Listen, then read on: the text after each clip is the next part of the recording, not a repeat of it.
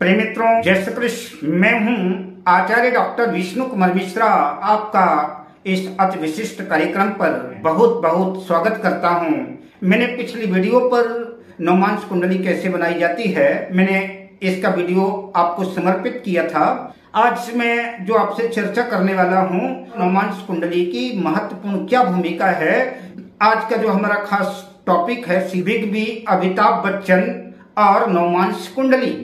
जब भी हम किसी जन्म कुंडली का बृहद गहराई से प्रेडिक्शन करते हैं, विश्लेषण करते हैं, तो हमें जन्म कुंडली में सुदर्शन पद्धति का सहारा आदिकाल से ही बड़े बड़े विद्वान लेते आए हैं, जिसमें जो है तो लग्न कुंडली, चंद्र कुंडली और सूर्य कुंडली सम्मिलित रहती है। इनों के माध्यम से देखते हैं, पर अधिकांशतः कुंडली विश्लेषण करते वक्त हम नवमांश कुंडली को एक तरफ रख देते हैं, या कि नवमांश कुंडली की तरफ हमारा ध्यान ही नहीं जाता। इसलिए आवश्यक है कि सुदर्शन पद्धति अच्छी बात है, देखना ही चाहिए, और उसके साथ नवमांश कुंडली को भी महत्व देना चाहिए।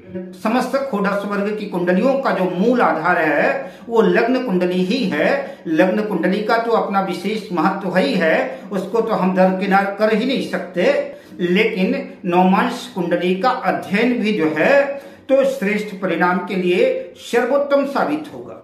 आप ज्योतिर्विद हैं, ज्योतिषी हैं, आप तो 400-500 कुंडलियों का आपने अनुकरण किया होगा, उनको देखा होगा, तो 4-10 कुंडलियां तो ऐसी होती हैं, कंफ्यूजन की स्थिति आ जाती है। तब ऐसी स्थितियों में हम वर्ग कुंडलियों का सहारा लेते हैं।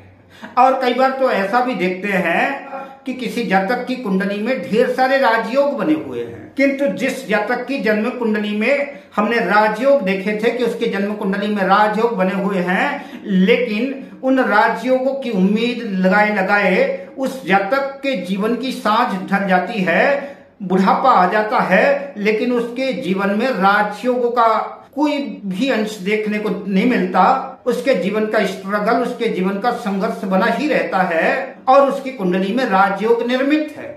उन ग्रहों की दशाएं, अंतर्दशाएं भी चली गई, जिन ग्रहों पे हम उम्मीद लगा के बैठे थे कि इन दशाओं में ऐसे जातक का भाग्योदय होगा, ऐसे जातक की स्थिति में सुधार आएगा, लेकिन सुधार तो आया नहीं, बल्कि जीवन में नुकसान करके वो दशाएं, अंतर्दशाएं चली गई। आपके जीवन में कई कुंडलियां तो ऐसी भी आई होंगी जहां की जातक की उन्नति के, जातक के सुख के, जातक की सफलता के कोई भी बिंदु नहीं दिख रहे हैं।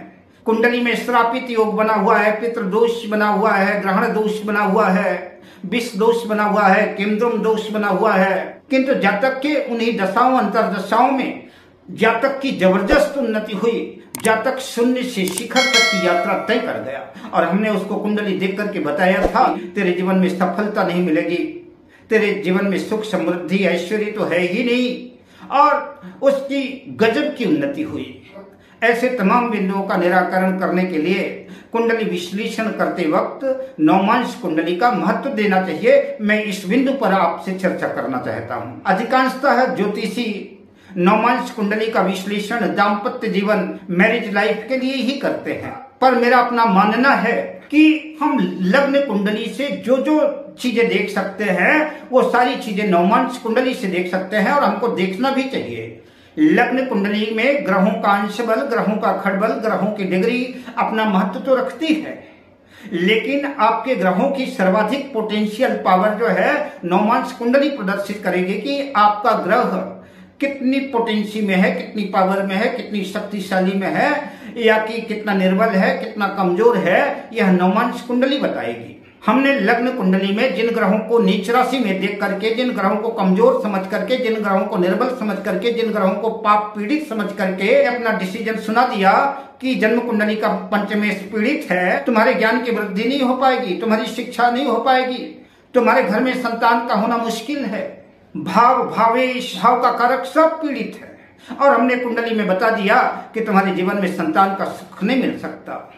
किंतु हमने जिसको डिसीजन दिया था कि तेरे यहाँ संतान नहीं होगी, उसके आंगन में किलकारियां गूंजने लगी, बच्चों की चहल पहल होने लगी, हमारी भविष्यवाणी झूठी हो गई। हमने बहुत अच्छी तरह से जन्म कुंडली के पंचम भाव को देखा था, हमने पंचम भाव के स्वामी को देखा था, पंचम भाव पीड़ित था, पंचमेश पीड़ित था, संतान का कारक गुरु को भी देखा था। सब स्थितियों के बाद ही मैंने डिसीजन लिया था कि संतान नहीं होगी। हमने लग्न कुंडली को बहुत अच्छी तरह से देखा, चंद्र कुंडली को भी देखा, सूर्य कुंडली को भी देखा, लेकिन हम नवमांश कुंडली देखना भूल गए। नवमांश कुंडली की पोटेंशियल पावर को, नवमांश कुंडली की शक्ति को, उनके ग्रहों को देखना भूल गए। नवमांश कुंडली में वह पंचम भाव का स्वामी उच्च का हो गया, अपनी स्वराशि का हो गया, उसकी पोटेंशियल पावर बढ़ गई और वो अपनी दशा अंतर दशा में संतान दे गया। नवमांश कुंडली पर वीडियो बनाने लगे तो कई एपिसोड बन जाएंगे और यह वीडियो भी काफी लंबा होने वाला है। अगर आपको ज्योतिष में रुचि है तो इसे आप पूरा देखिएगा। अब आइए, मैं एक ऐसी विश्वविख्यात शख्सियत, एक ऐसी महान प्रतिभा, एक महान विश्वविख्यात कलाकार की जन्म कुंडली आपके सामने रखता हूं, जिसकी जन्म कुंडली को देख करके कदापि डिसीजन नहीं लिया जा सकता कि इसका करियर ठीक होगा। उसके दशम भाव का स्वामी जन्म कुंडली के अष्टम भाव में है। यश प्रतिष्ठा का कारक ग्रह जो सूर्य है वह जन्म कुंडली के अष्टम भाव में है। मैं जिस शख्सियत की चर्चा कर रहा हूं, जिसके धन योग की चर्चा कुंडली देख करके हम अनुमान नहीं लगा सकते, लेकिन उस शख्सियत की संपत्ति 410 मिलियन डॉलर है। अगर भारतीय रुपयों की बात करें 3,396 करोड़ रुपए है। जी हाँ, मैं उस शख्सियत की कुंडली आपके सामने रख रहा हूं। वो शख्सियत सुपरस्टार रहा बिग बी अमिताभ बच्चन की जन्म कुंडली है। अमिताभ बच्चन जी का जन्म 11 अक्टूबर 1942 को दोपहर के बाद मध्याह्न 4 बजे प्रयागराज उत्तर प्रदेश में हुआ था। कुंभ लग्न की जन्म कुंडली है यह, और इस कुंडली को गौर से देखिए। इतना प्लस पॉइंट ही इस कुंडली में सर्वश्रेष्ठ है कि लग्नेश शनि अपने मित्र शुक्र की वृषभ राशि पर स्थित होकर के अपनी 10वीं दृष्टि से लग्न को देख रहा है। बस यही इस कुंडली का प्लस पॉइंट है। यश प्रतिष्ठा विश्वविख्यात प्रख्यात होने का जो प्रमुख कारक ग्रह है वो सूर्य समझा जाता है। सूर्य भी अपनी उच्च राशि मेष राशि में नहीं है, सूर्य स्वग्रही सिंह राशि में भी नहीं है। वह जन्म कुंडली के अष्टम भाव में स्थित हो गया, जो गड्ढे का भाव है, जो नुकसान का भाव है, जो मृत्यु का भाव है। अमिताभ बच्चन की जन्म कुंडली के कैरियर भाव का स्वामी, कर्म भाव का स्वामी अष्टम भाव पर शत्रु राशि बुध की कन्या राशि में स्थित हो गया। उसकी इतनी उन्नति हो सकती है, इतनी प्रगति हो सकती है, वो इतनी तरक्की कर सकता है अपने कैरियर के क्षेत्र में, हम कैसे मान लें। तो जन्म कुंडली में कला कौशल का कारक ग्रह है, जो मीडिया का ग्रह है, जो फिल्म इंडस्ट्री का ग्रह है, जो कलाकार बनाता है शुक्र। जन्म कुंडली में चतुर्थ और भाग्य भाव का स्वामी है। वो जन्म कुंडली में नीच राशि में चला गया। नीच राशि का ग्रह कैसे आलीशान भवन दे सकता है। मैं दावे के साथ कह सकता हूं कि अगर इस कुंडली को अमिताभ बच्चन की जन्म कुंडली न बताई जाए और फिर किसी ज्योतिषी के पास इसका प्रेडिक्शन करने के लिए भेज दिया जाए तो कदापि नहीं कहेगा कि ऐसा व्यक्ति जीवन में कोई भी उन्नति कर सकता है, कोई भी प्रगति कर सकता है। 3,396 करोड़ की संपत्ति का मालिक हो सकता है। कौन कह सकता है इसकी कुंडली देख करके? इसकी जन्म कुंडली को देख करके कौन कह पाएगा कि ऐसा जातक धरती की धूल से आकाश की बुलंदी तक का स्पर्श कर सकता है? कौन ज्योतिषी सीने में हाथ रख करके छाती ठोक करके कह पाएगा कि ऐसे जातक का कैरियर ठीक होगा, ऐसे जातक को मान सम्मान या कीर्ति मिलेगी, ऐसा जातक विश्वविख्यात होगा? मैं बाद में कभी अमिताभ बच्चन की जन्म कुंडली का प्रेडिक्शन विश्लेषण करूंगा, पर जो मेरा विषय था अमिताभ बच्चन के जन्म कुंडली का विश्लेषण करना नहीं, आपके सामने नवमांश कुंडली की पोटेंशियल पावर की महत्ता बताने का है कि नवमांश कुंडली के पोटेंशियल पावर में कितनी शक्ति है, नवमांश कुंडली कितना महत्वपूर्ण रखती है कुंडली प्रेडिक्शन करने के लिए। हम आप सब ने अमिताभ बच्चन के लग्न कुंडली को देख लिया। अब आइए एक नजर नवमांश कुंडली और उसकी पोटेंशियल पावर को देखते हैं। यह है आपके सामने प्रस्तुत कुंडली अमिताभ बच्चन की नवमांश कुंडली है। हमने पिछली वीडियो पर जो नवमांश कुंडली बनाना बताया था वह भी हमने अमिताभ बच्चन की कुंडली से ही नवमांश कुंडली बनाना सीखा था। तो यह अमिताभ बच्चन जी की नवमांश कुंडली है। अमिताभ बच्चन जी की लग्न कुंडली कुंभ लग्न की थी, लेकिन नवमांश कुंडली जो है तुला लग्न की हो गई। कुंभ लग्न की कुंडली में तुला राशि भाग्य भाव की राशि है। भाग्य भाव की राशि ही जो है नवमांश कुंडली में तुला लग्न में आ गई। जैसा कि विदित ही है कि लग्न व्यक्ति के व्यक्तित्व को दर्शाता है, लग्न व्यक्ति के व्यक्तित्व को प्रकट करता है। तुला लग्न के जातक स्वभावतः ही कलाकार होते हैं। तुला लग्न के स्वामी शुक्र होते हैं और शुक्र स्वभावतः कला, फैशन, सुख, समृद्धि, लग्जरी, फिल्म इंडस्ट्री और मीडिया के कारक हैं। राहु वेश बदलने में माहिर है। नवमांश कुंडली के नवम भाव मिथुन राशि पर बैठा हुआ राहु, जिसकी 5वीं दृष्टि नवमांश कुंडली के लग्न पर स्थित है। आप लग्न कुंडली देखेंगे तो लग्न कुंडली में भी राहु की 7वीं दृष्टि लग्न में है और नवमांश कुंडली में भी 5म दृष्टि से राहु भाग्य भाव में बैठ करके लग्न को देख रहा है। फिल्म, कला, कौशल, लग्जरी के जो कारक ग्रह हैं शुक्र, आपने लग्न कुंडली में देखा था कि वो अपनी नीच राशि कन्या राशि में है, लेकिन नवमांश कुंडली में आप देखेंगे कि वो शुक्र, जहां पर 2 नंबर लिखा हुआ है, वहां पर शुक्र जो है अपनी वृषभ राशि में आ गए। तो नवमांश कुंडली में देखिए तो शुक्र की पोटेंशियल पावर बढ़ गई। शुक्र जो है जो नीच राशि में था वो अपनी स्वराशि में आ गया। लग्न कुंडली से नवमांश कुंडली के ग्रहों की स्थितियां, परिस्थितियां बिल्कुल बदल गई। नवमांश कुंडली में शुक्र स्वग्रही होकर के कला, कौशल और अभिनय का प्रतीक बन गया। तो शुक्र अष्टम भाव खतरनाक स्थिति में पहुंच गया और राहु भी खतरनाक से खतरनाक, भयंकर से भयंकर जोखिम लेने को राहु भी तैयार रहता है।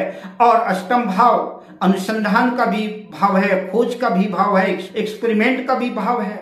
तो शुक्र और राहु के खतरनाक भयंकर क्षमताओं ने तो खतरनाक अभिनय का, खतरनाक जोखिम का जो साहस है वो राहु के पास है। अगर आपको अमृत पाना है तो वेश बदलना पड़ेगा, राक्षस से देवता बनना पड़ेगा, तभी अमृत मिल पाएगा।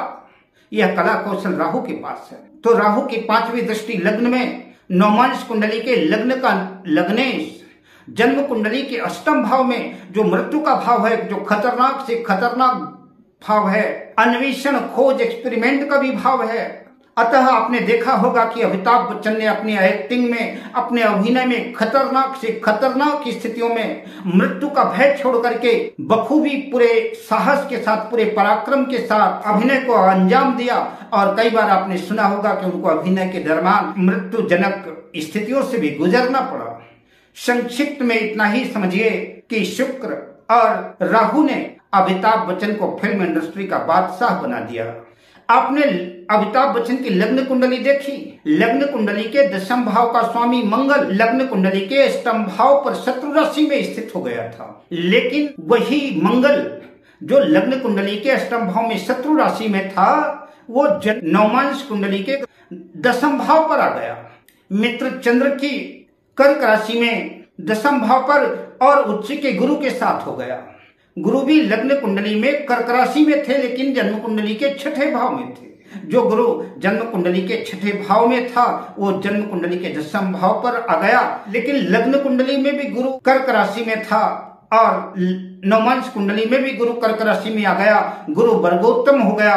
तो आपने देखा कि लग्न कुंडली और नवमांश कुंडली में कितना परिवर्तन हो गया। जो यश का, प्रतिष्ठा का कारक सूर्य था, जिसे हमने 8वें भाव में देखा था, कन्या राशि में था, यद्यपि मित्र राशि में था लेकिन 8वें भाव में था, नुकसान और गड्ढे के भाव में था। वो यश, कीर्ति और प्रतिष्ठा का कारक सूर्य नवमांश कुंडली में उसकी स्थितियां, परिस्थितियां बिल्कुल बदल गई। चलित कुंडली में भी देखें तो चलित कुंडली में सूर्य अपनी नीच राशि तुला राशि में चला गया था, और जब नीच राशि तुला राशि का फल देने लगे सूर्य, तो उसकी यश कैसे बढ़ सकती है, उसकी कीर्ति कैसे बढ़ सकती है, उसके वह विश्वविख्यात कैसे हो सकता है।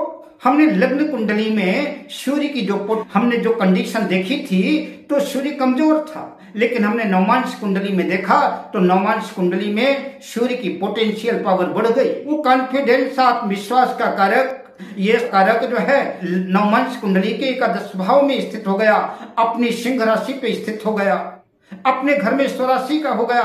सूर्य की पोटेंशियल पावर बढ़ गई। नीच के ग्रह वाला सूर्य कुख्यात तो हो सकता है पर विख्यात नहीं हो सकता, लेकिन नवमांश कुंडली ने सूर्य की पोटेंशियल पावर बढ़ा दी और विख्यात बना दिया। सूर्य जो है 11 लाभ भाव में जाकर के स्थित हो गया, बुध के साथ लाभ भाव 11 भाव में आ गया, और उसी का परिणाम है अमिताभ बच्चन जी विश्व विख्यात हुए, विश्व में प्रसिद्धि हुई और एक महान कलाकार के रूप में सुपरस्टार बने और उनकी संपत्ति $410 मिलियन से अधिक है। 3,396,000 करोड़ रुपए से अधिक स्थिति हमें भाव में जाकर के स्थितियां बदल दी। तो हमने अमिताभ बच्चन की लग्न कुंडली में जो ग्रहों की स्थिति बद से बदतर देखी थी, वो नवमांश कुंडली में बिल्कुल पूरी तरह से तब्दील हो गई, पूरी तरह से परिवर्तित हो गई, अमूल चूल परिवर्तन हो गया। बुधादित्य योग ने दौलत शोहरत सबको मल्टीप्लाई करके प्रयागराज से मुंबई और मुंबई से विश्व विख्यात बना दिया। अब मैं आपसे लेता हूं विदा, शुभकामनाओं के साथ। जय श्री कृष्ण।